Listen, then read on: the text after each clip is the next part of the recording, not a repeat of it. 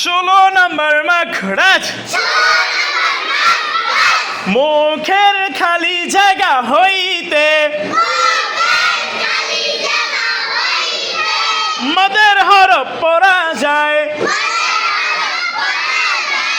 আবার একসাথে 16 নম্বর মাখরাজ মুখের খালি জায়গা হইতে মদের হরফ পড়া যায়। 16 নম্বর মাখরাজ মুখের খালি জায়গা হইতে মদের হরফ পড়া যায়। 16 নম্বর মাখরাজ মুখের খালি জায়গা হইতে মদের হরফ পড়া যায়।